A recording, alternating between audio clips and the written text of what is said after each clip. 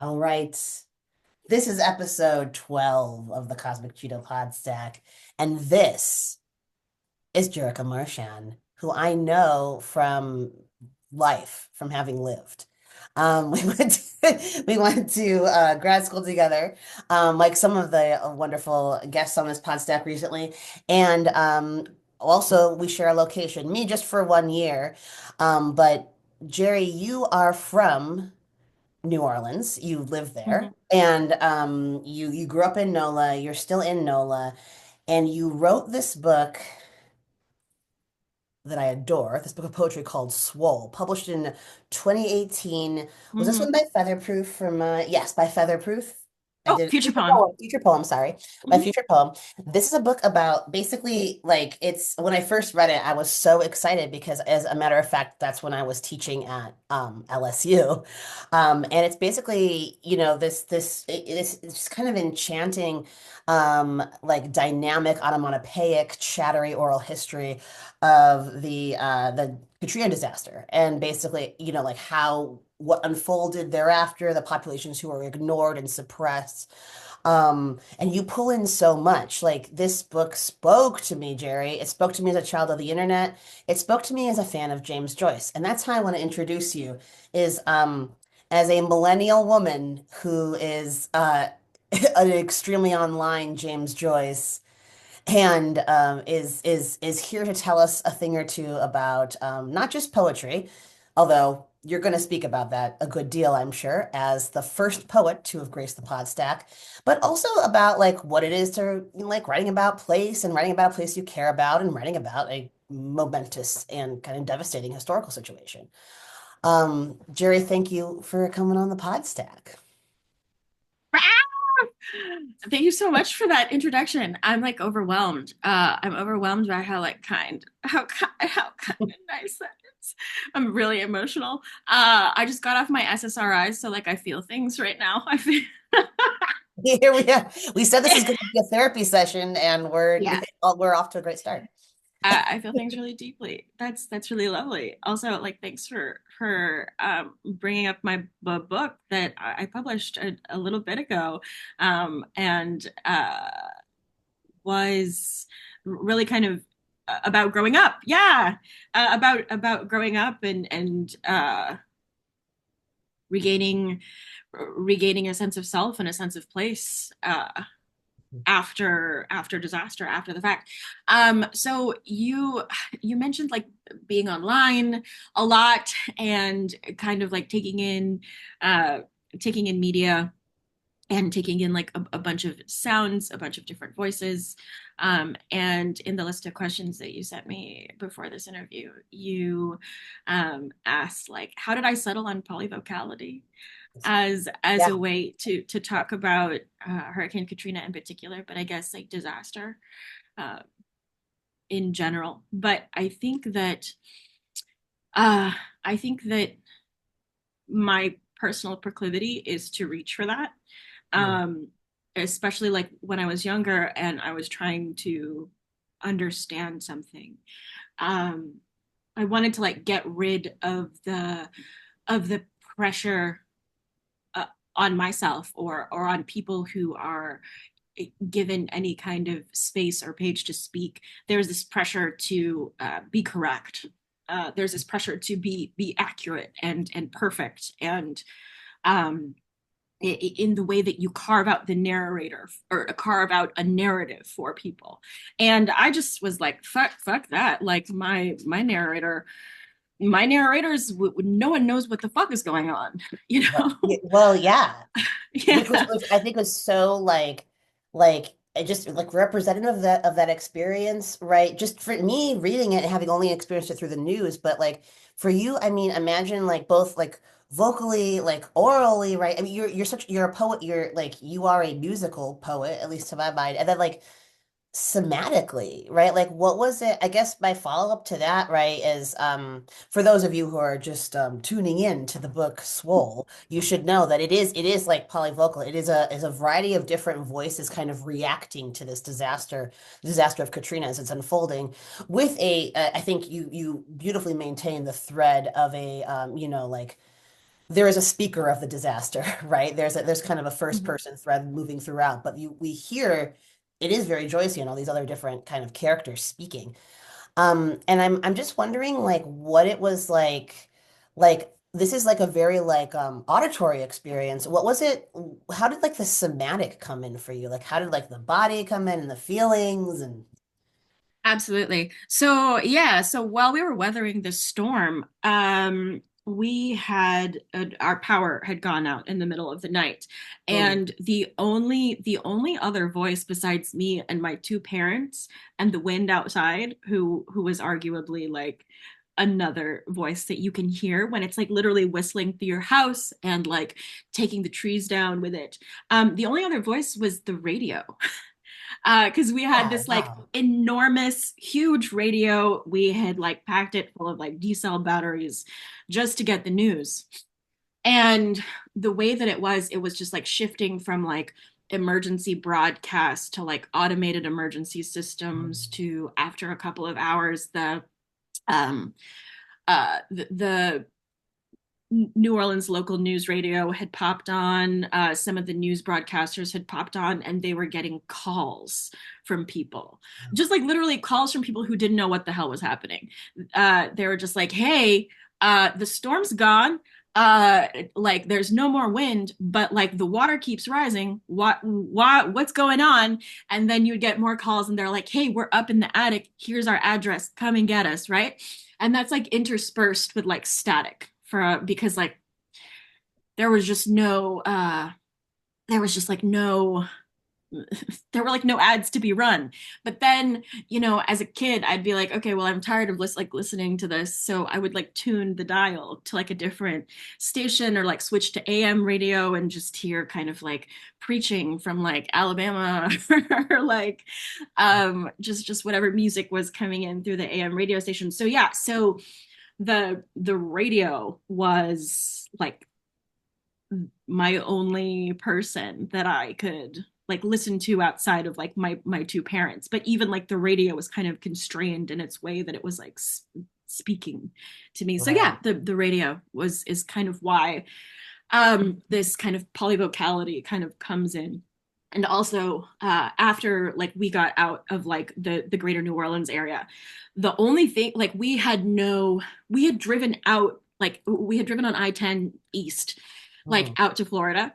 Um, and we could see like all the trees were down and stuff like that, but we had only seen the kind of the aerial footage of the city once we got to my aunt's house.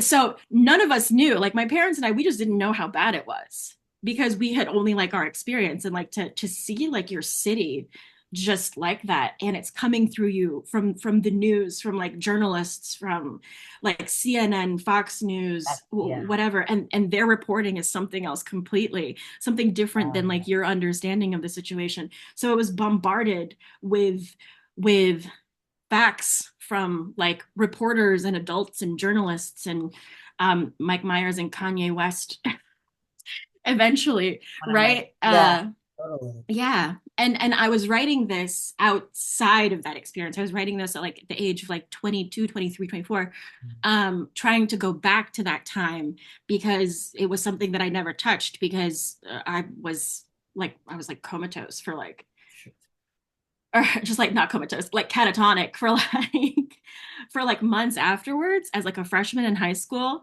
I just like this whole experience was like wiped from my memory. And when I could go back to that point in my life, all I could really think of was like the marching band and how like my That's career in the marching band had like completely ended.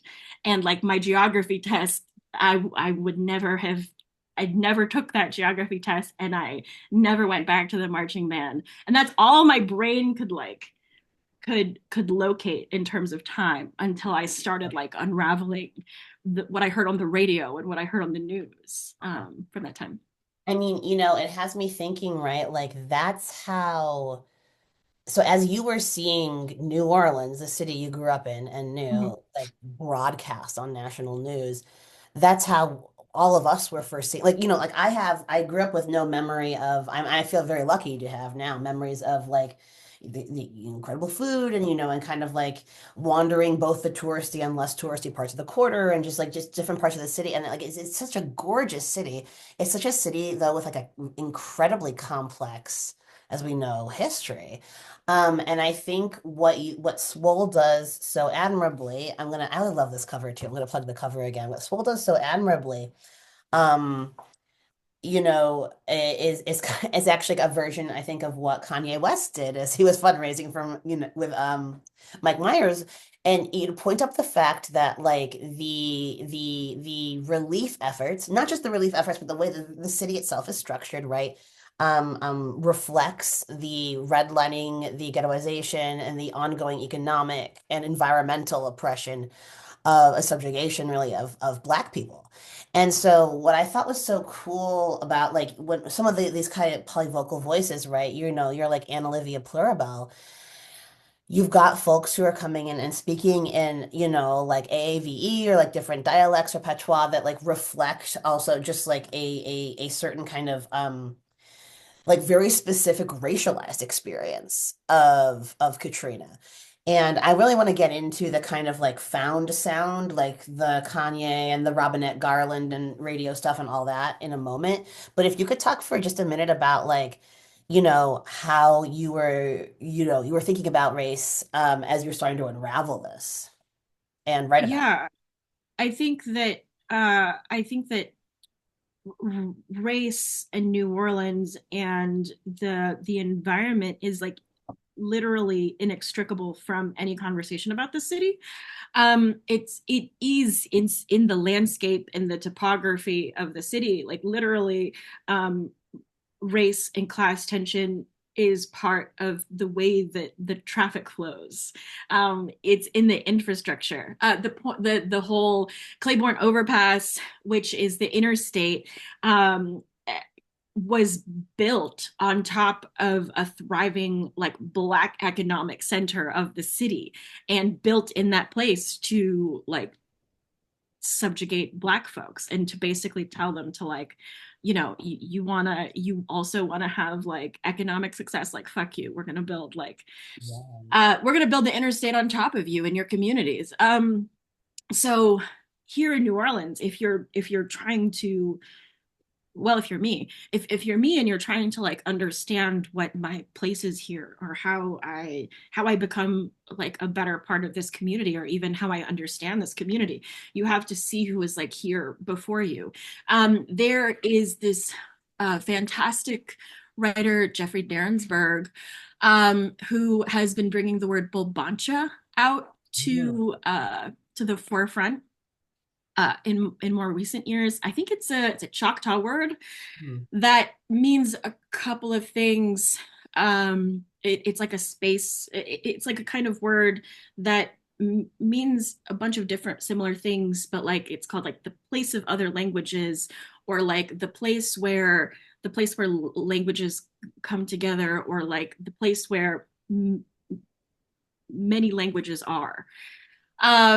So there has been a history of New Orleans like before European settlers came, where this particular space on the planet, on the map, has always been a place of like many different people coming together to mm, um, live amongst each other and between each other. And I think that's also literally spiritually how living here is.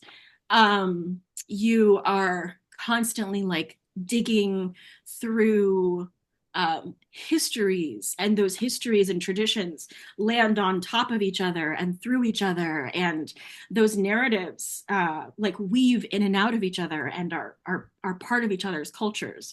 And I think like it is enriching to everybody here, um, to just know that there were folks here before you, yeah. who shared their culture in like really interesting ways, and to see that culture kind of become transformed into what it is today, Mm, whether it's like a gaudy celebration, um, or if it becomes like a kind of like horrified commercialized version of a thing, it came from something else, like with a spirit. Uh, so th that's like delightful and joyous in the way that it can be.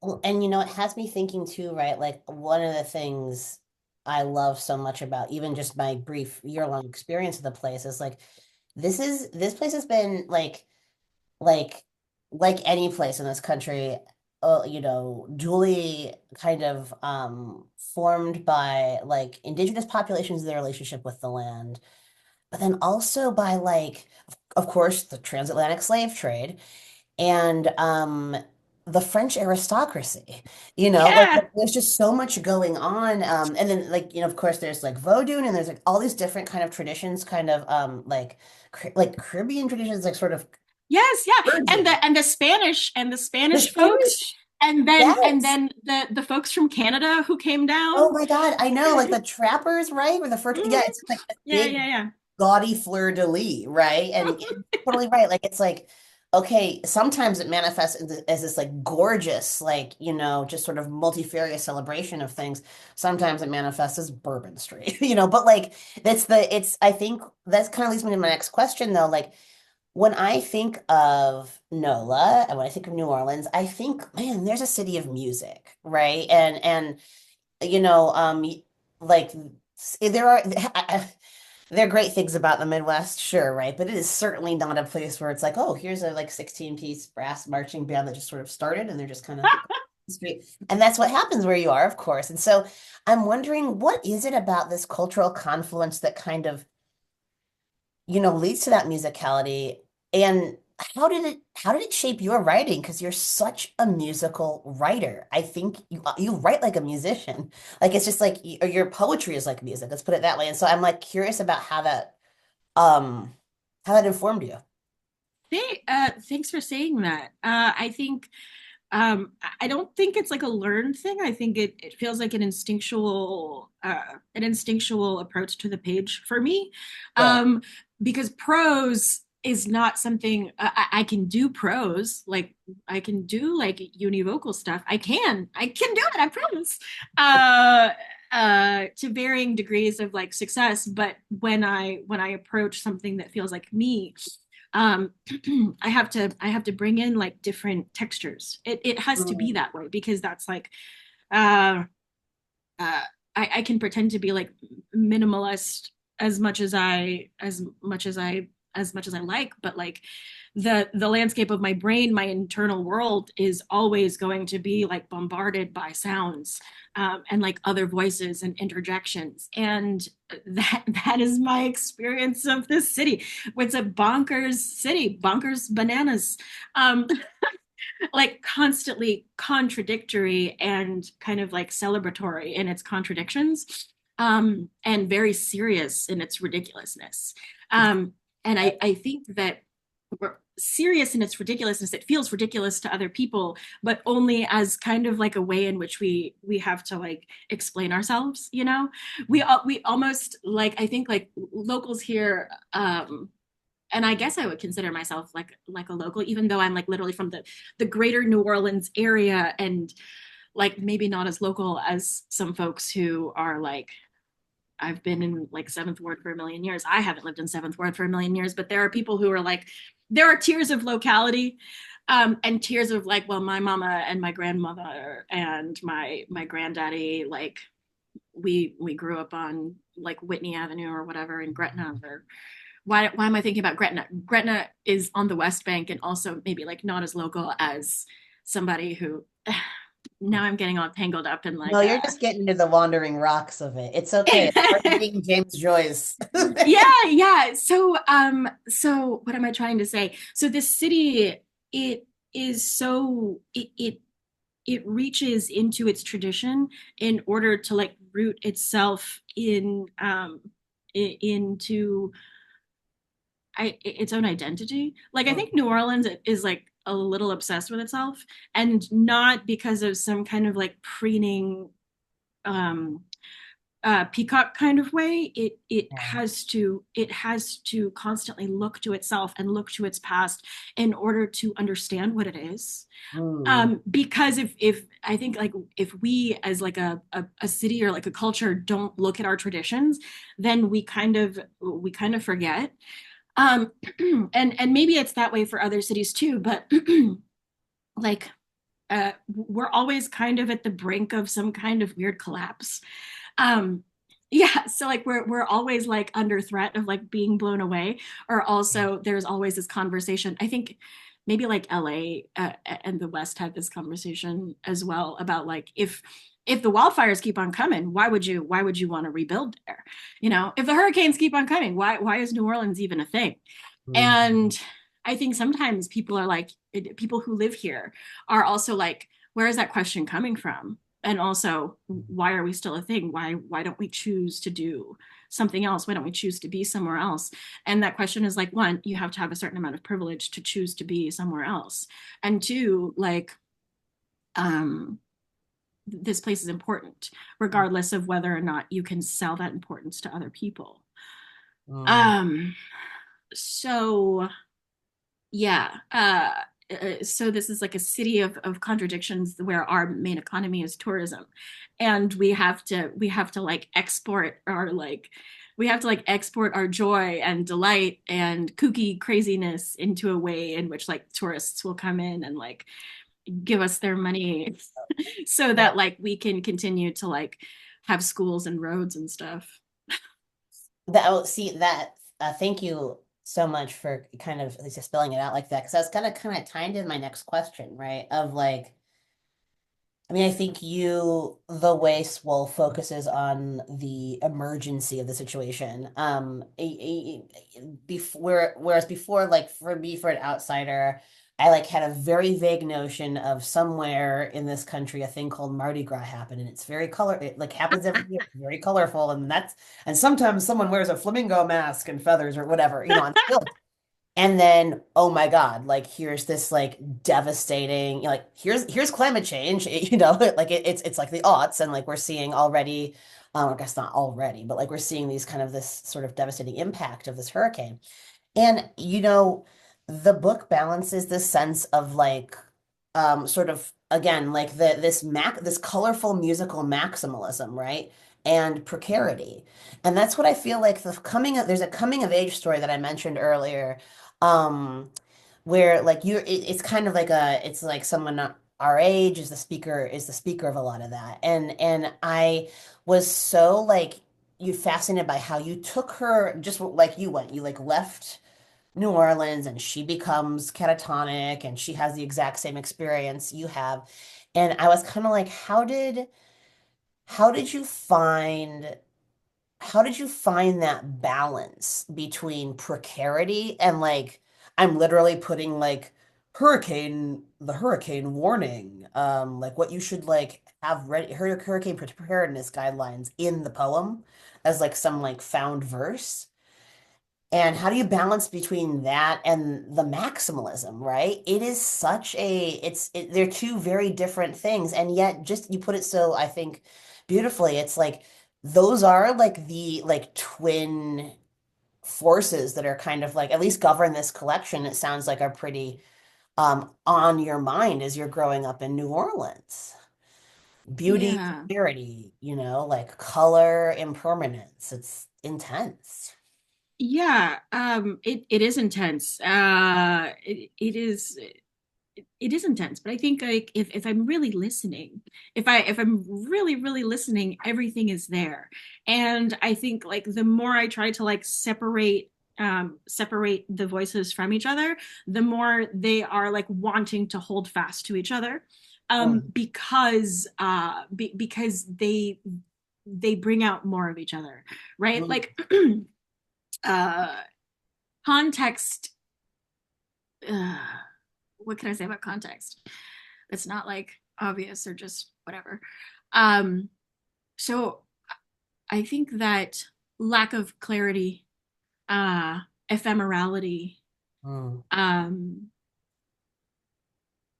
uh,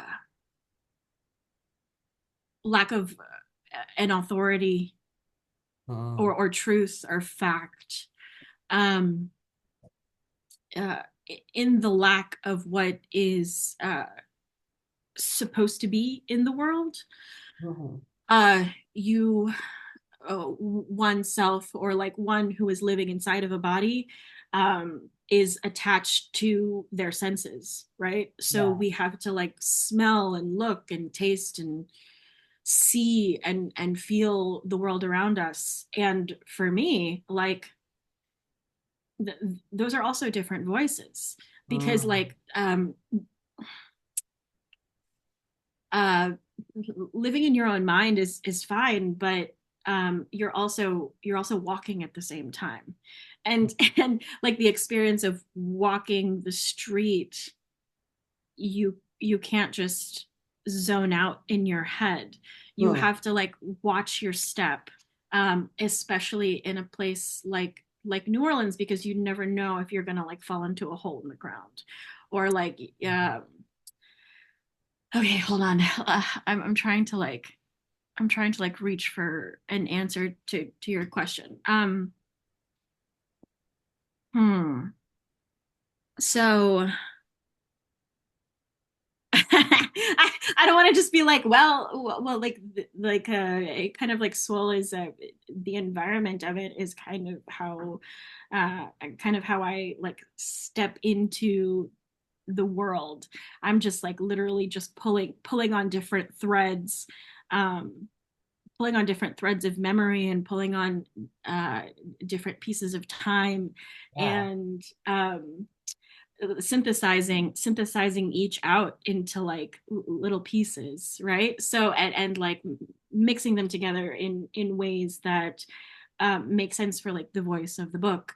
So it's like if you're having a picnic with friends along the bayou, and then you have a kid on a 7 foot tall unicycle, and then like the cops are like on the street eating like eating crawfish in their cop car, and like sucking the heads and just throwing crawfish shells around, and it's um you have to pay attention to everything, I think, in this city, or you have to try to pay attention to everything at once, and then whenever it's quieter, you pluck out all those different instruments of the orchestra, and you like reassemble it. I hope that makes any kind of I sense. listen, I think you should say that, and it does make a lot of sense. And I was almost gonna say I'm thinking of you as the radio now, Jeri. It's almost like we tune Jeri, right? And then like because you've got this antenna picking up on all these different sort of like sensory stimuli, you know, you're hearing this, you're seeing this, and you know, like reading SWOLE, right, is like being like "Brr, brr, brr," and then you hear like Kanye West be like George Bush doesn't care about black people. Brr, brr. And you hear like the cop like spitting out the crawdad head. You know what I mean? And it's just I think it's like I think that's an extremely apt metaphor, and it's what I love so much about the collection. Um, and in fact, it kind of answers right my next question, which was going to be about like how you incorporate all this like found material almost, right? And like and how it's an anti-authoritarian book, or you are like a stated unauthority, right? You're like, I'm not sitting here being like it's me, Jeri, and this is my history of Katrina, and only I know. Like you are like, I am compiling all of these different sound bites. I think that like, I think this like maybe this is a question that instead of the Kanye West, Mike Myers question, maybe this is a question that like this is the question I want to ask, I think, as we're kind of winding down a little bit. Because you've got a boat to catch because you're in New Orleans. You've got to go. I've got a shuttle to a boat to catch. Let, let's just take the shuttle, simplify. You've got a boat to catch. You're gonna go see crawdads in the bayou. Um, Yeah. um, yeah, but so you could get to your shuttle to get to your boat. I want to keep this last question. It'll be a little bit broad, but it won't be too crazy. I'm just wondering about what this means for you, right? As like the writer, the speaker, the self, right? And I'm glad you put those glasses on because this is it's the star question, right? It's like, how do you you then distinguish if you're kind of like the sponge and you're picking up all this information? How do you distinguish your experience from that of what you're picking up? Hmm. Uh, At least in the writing, you know. in the writing, Uh-huh. and the writing isn't like a personal self. The writing is a personal self, but it's an extension of a personal self that is accessible to other people because it's published. Right, right. Um, uh,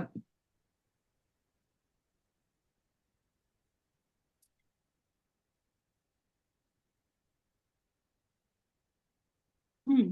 uh, for a self, for me as a person underneath a writer, Yeah.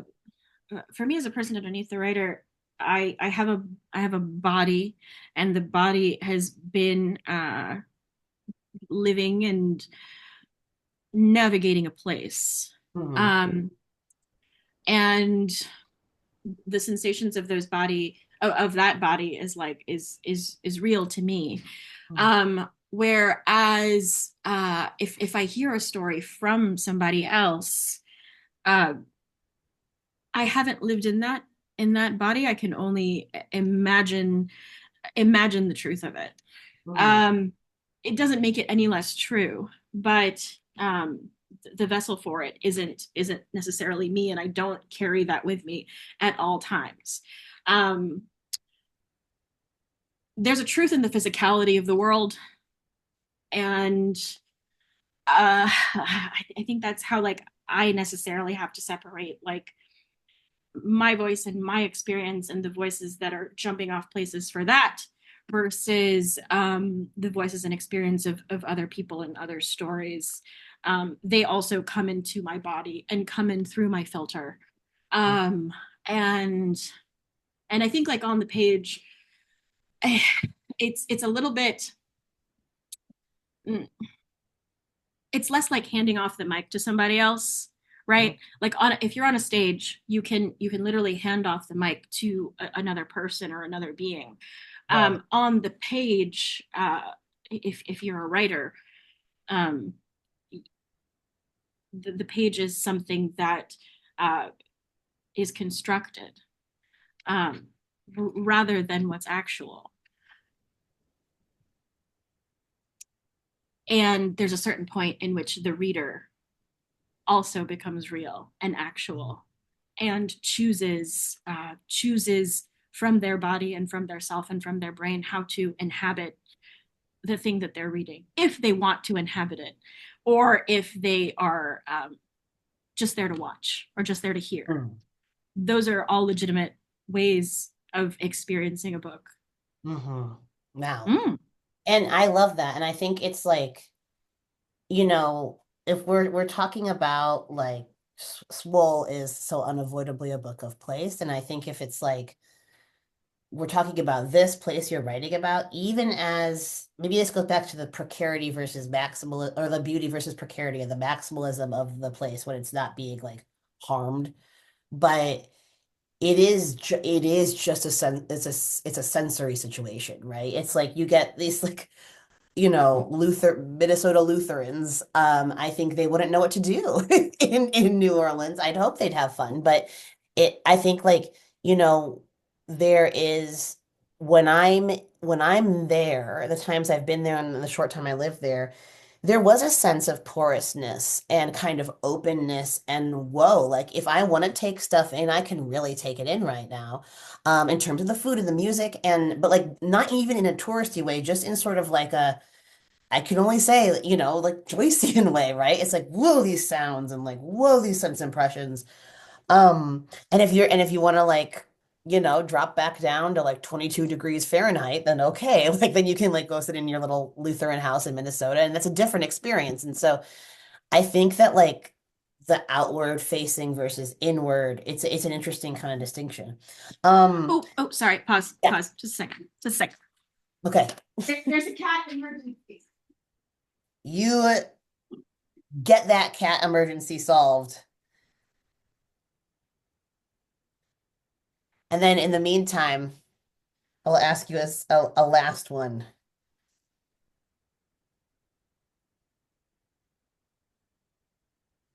a last question.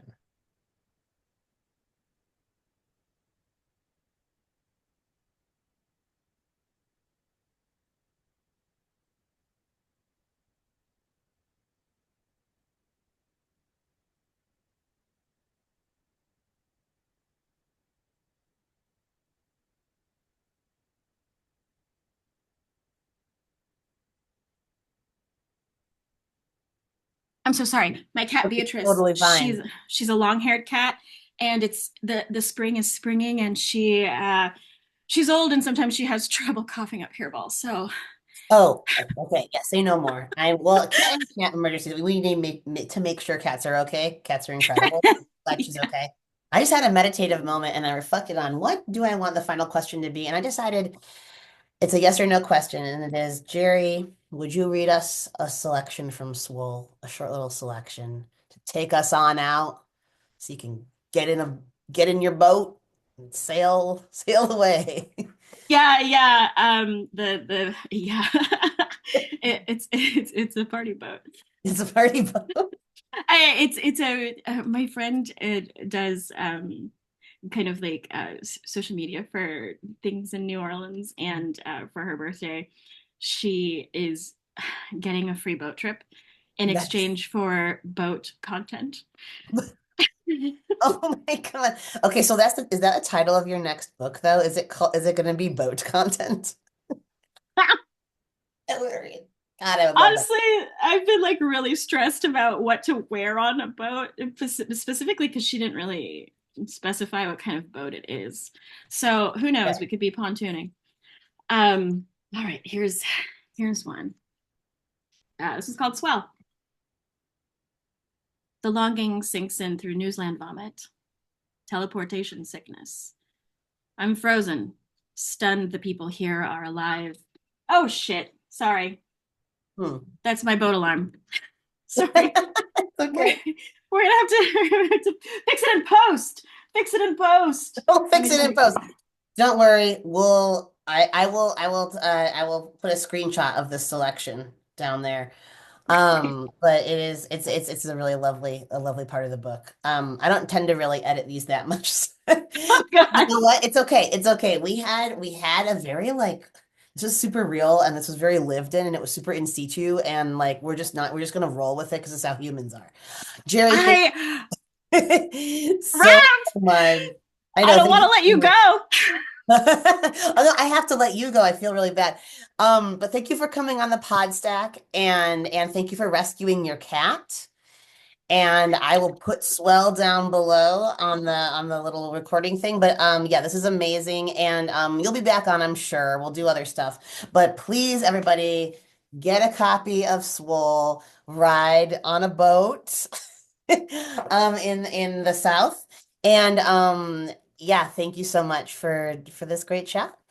Thanks, Rav. This was so much fun and also lived in. I'll see you so soon. Let's talk. Bye, Jerry.